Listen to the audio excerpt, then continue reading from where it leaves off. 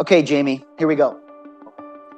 In the pursuit of transformation readiness, how do we begin to move from operating in silos that limits our ability to address the interconnectedness of today's challenges and aim toward more boundaryless environments that requires us to be more collaborative and resilient?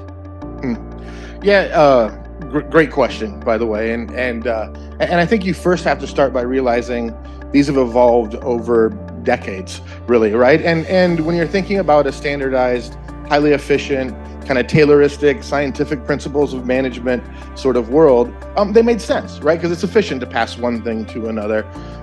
But as you get into the highly complex world of dealing with individuals and being able to not treat them through standardization, but truly individualize, the silos start to make a whole heck of a lot less sense. Because it's about sharing data. It's about what the organization knows.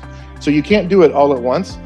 Find a partner, find it. First, try to make at least one of those silos a little porous, or two of them, so that there's an interchange, and then start to build off of that. But isn't it interesting that when you actually start paying attention to the individual, that there's really no needs for silos because we're all solving for the same thing, just packaged differently. So this takes me to this question to you, Jamie. Why do you believe that resilience is not just about individual or organizational adaptation to change, but rather about creating a symbiotic environment where both can thrive?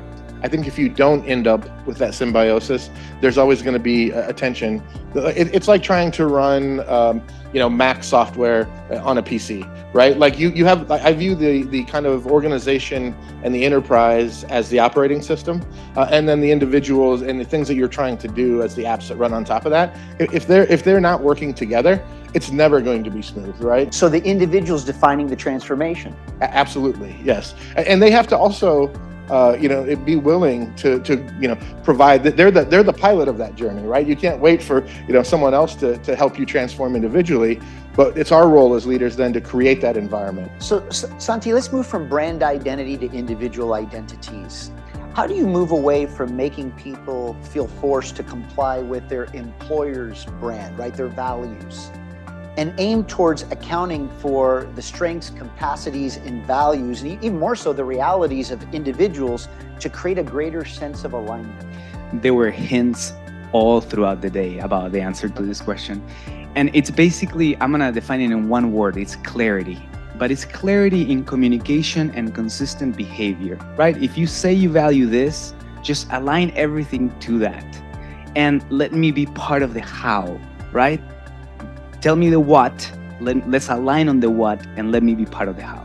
Why do you think it's so difficult for people to define their how in the transformation?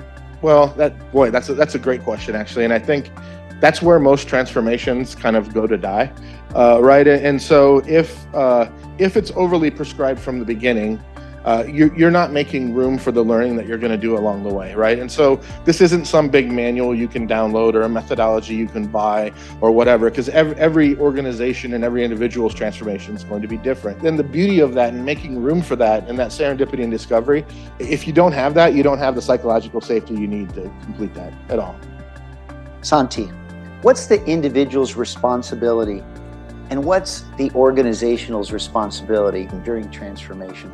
Oof, I'm gonna take a few minutes to answer this. So as I was prepping for today, I wanted to develop a model that worked for me conceptually. I was thinking about the Maslow pyramid and flip it around as an inverted triangle. And bear with me for a moment. So the first one that I can focus on as an individual, it's all about my health. And when we started this morning on self and health, that was perfect place. And the reason it's an inverted pyramid and not the other way around is because that, when I have that cover, sort of like lets me go down to the next level. Let me, right? That you let go. The body's at ease, and therefore you can go on the second layer, which is all about psychological. And I'm gonna call that love and relationships. And I'm gonna tie it back to what organizations can do about it.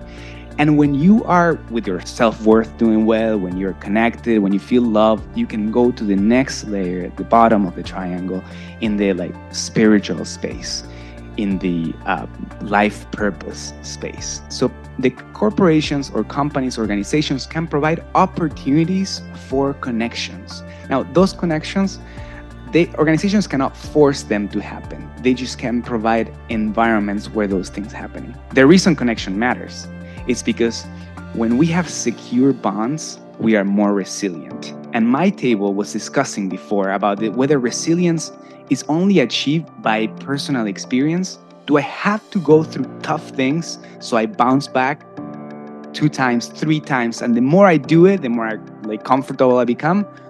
Or can an organization be resilient through connections, understanding and having secure connections? We talked about the GALLOP survey and how it shows when you have a friend, you're more kind of open to stay in an organization.